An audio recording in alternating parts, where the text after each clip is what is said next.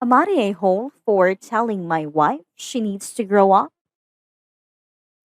Am I a hole for getting mad at my trans friend's new name?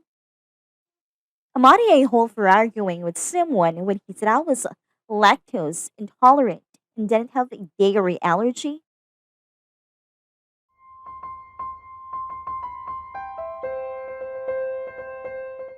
We've been married for almost 10 years, love each other very much.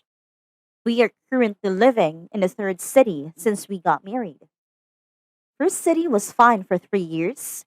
Then she started to complain about her job, quality of life, how expensive it was. So after a few months of planning, we moved to a smaller town. I found another job. She was happy. Everything was great. 5 years later, she started saying she missed her family a lot and that she wanted to be closer to them. She got really sad, almost depressed. So we moved again to be close to her family. Now we're close to her family. I started a new career again. She is super happy. Until last month, when she got her first job here, and she said the boss is an idiot, that she can't work there. And also said that maybe it was a mistake moving closer to her family because her mom is now too involved in our lives. I lost it.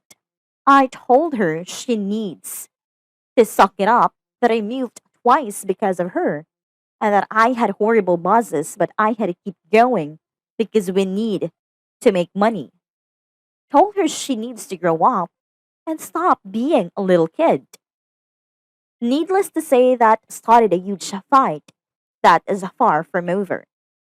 She said that I hurt her more than I can imagine, and I told her that she needed to hear that, and that I'm tired of doing everything for her all the time, that now she needs to be on my side. Amari a-hole?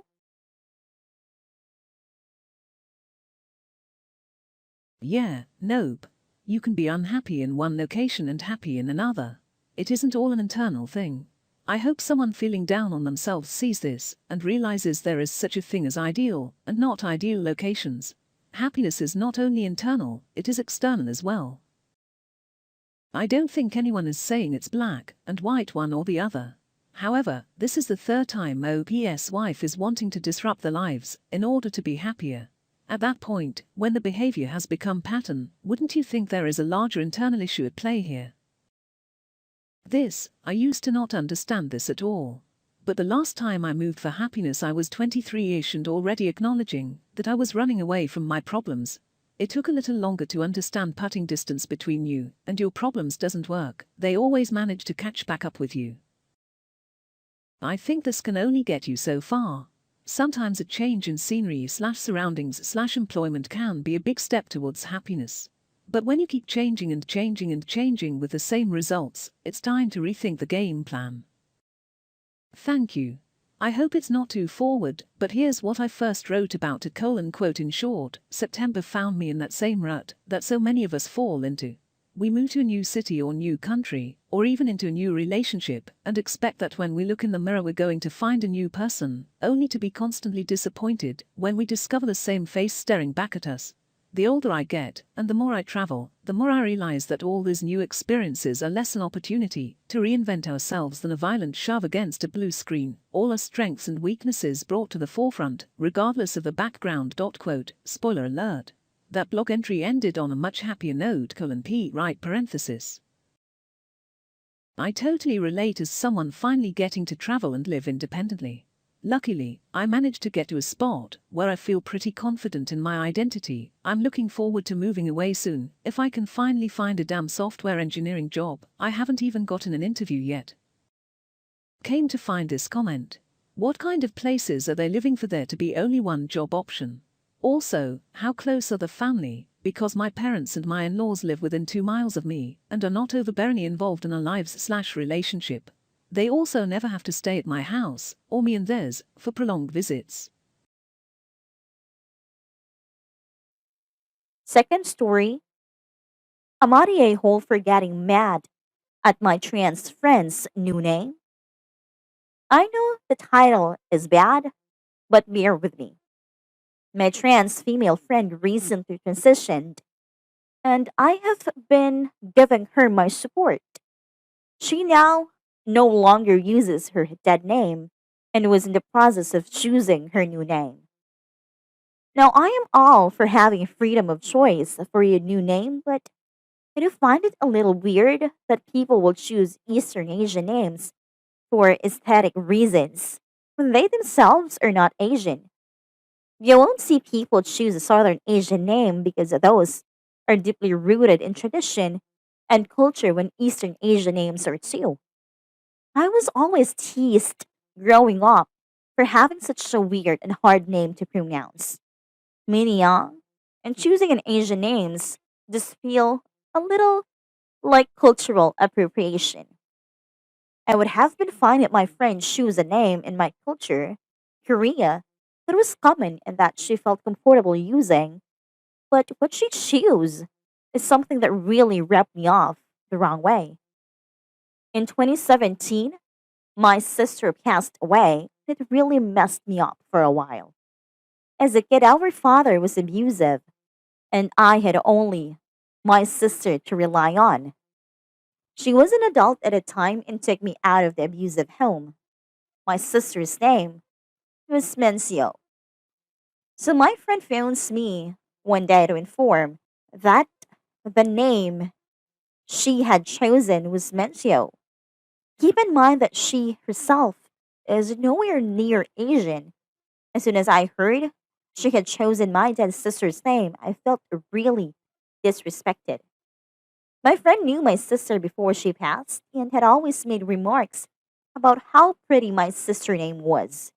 I never thought that she would take up my sister's name. I told her that I didn't like how her name was my sister's name and asked politely if she could change it because I don't feel comfortable calling her by a deceased person's name. She ended up blowing at me saying that I should feel grateful she was using my sister's name and that she already chose it and wanted to use it. She called me an a-hole and hung up.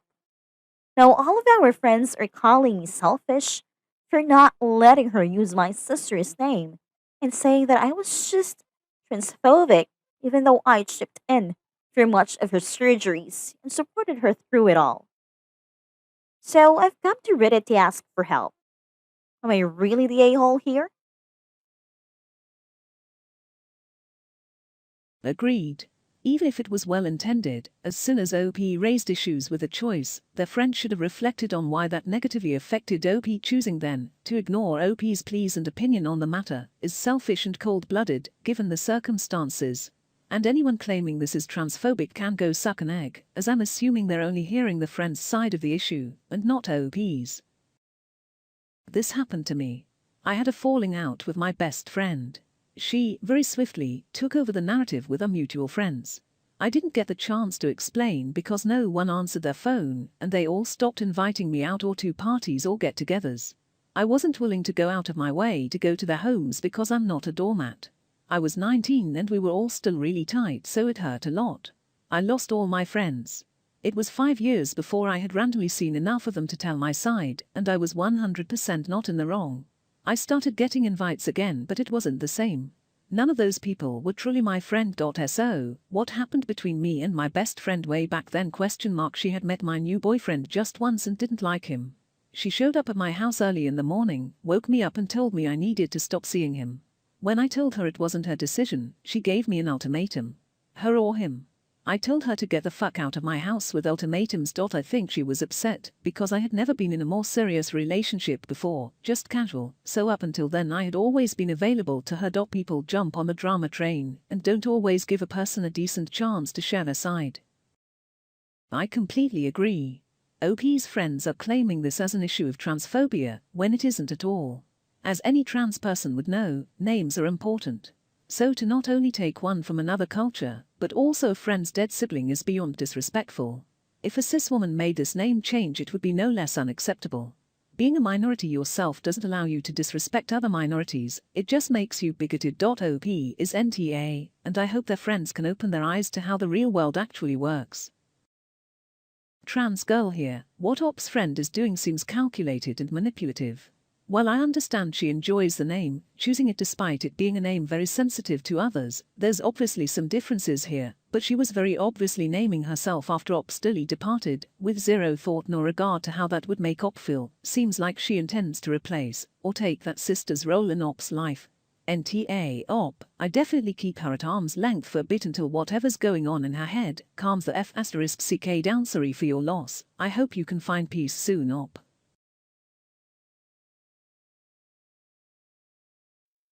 Third story.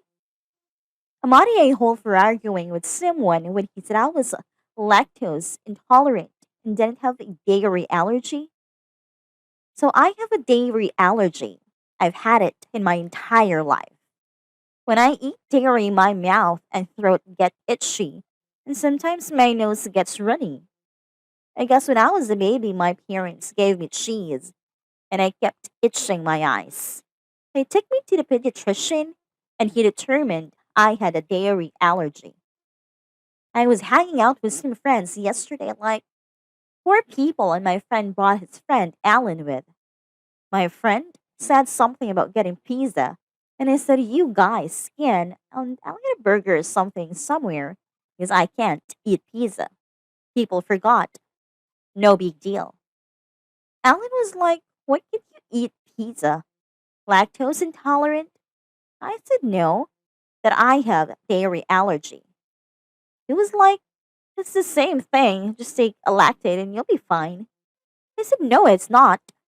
My reactions are different. This is an allergy, but not an intolerance. He was like, "Dude, there's no such thing as a dairy allergy. It's lactose intolerance." I said, "Well, if I eat dairy, my throat gets itchy, and if someone has lactose intolerance, it upsets their stomach." He was like, "It's lactose intolerance, dairy allergy aren't a thing." I told him if he wanted someone to explain it to him, I'd give him my doctor's number, but I'm done discussing it. I had zero intention of doing that, but I was sick of going in circles. After Alan left, my friend that bought him said I should have just agreed with Alan instead of arguing with him. This is argumentative and always has to prove his right. That I antagonized him by feeding into it. Amadi a hole should I have just said sure and let it go.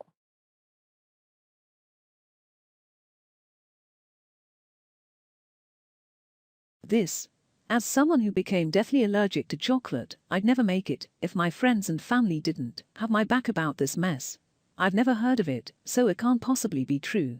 Is some serious red flag material. Some people have even tried sneaking it into recipes to prove something. Luckily I keep an EpiPen on hand, and the people close to me know what to do. OP needs better friends and dude needs some brain cells to rub together. As far as I know, cilantro and coriander are the same plant, just known by different names such as zucchini and courgette. Just in case you need to look for it on menus in other places. I am not allergic to it, but can't stand the taste, a weird genetic thing that makes it taste like soap in my mouth. If it's only when it's raw, it's probably pollen food allergy syndrome. I have it, and can't eat peaches, apples, pears, cherries and a bunch more fruits and nuts, unless they're cooked because of pollen. It's super annoying, since I wasn't even allergic to pollen until I was 18, or so, and I absolutely love fruit, especially peaches, which are my worst reaction, left parenthesis. If a food makes your mouth/throat itch, then don't eat it, even after taking an antihistamine. You can exacerbate the sensitivity with repeated exposures, and get yourself into real trouble. I speak from experience on this, alas. With vegetables, usually cooking them will solve the problem, as cooking changes the structure of the proteins that are causing the allergic response. I started to notice something was upsetting me when I was in my early 30s. It's now confirmed it's coriander, cilantro, intolerance. It gives me IBS-type symptoms. Trouble is places have started using it as garnish recently. It's also a key ingredient in Indian curries, and I love a curry. Weirdly, it's a very common allergy/intolerance. An indicator is a metallic taste when eating it. It's a weird herb that's almost got a built-in taste warning. I just wish restaurants would stop sprinkling it on everything. The amount of times I've had it on fries is insane. Same. I was in high school when my chocolate allergy started. It sucks, but I've gotten used to it over the years. It's a lot better now that more candy companies are making white chocolate alternatives, but sometimes I just really wish I could have a cup of hot cocoa or a dark chocolate Snickers bar. I did find a strange coconut espresso drink at my local corner store that tastes exactly the way I remember Yoo-hoo tasting, and there's nostalgia involved, so I love it. My husband says it's disgusting and tastes nothing like Yoo-hoo, which he says is also disgusting, and honestly he's not wrong there, but it reminds me of my mom, so I just ignore him.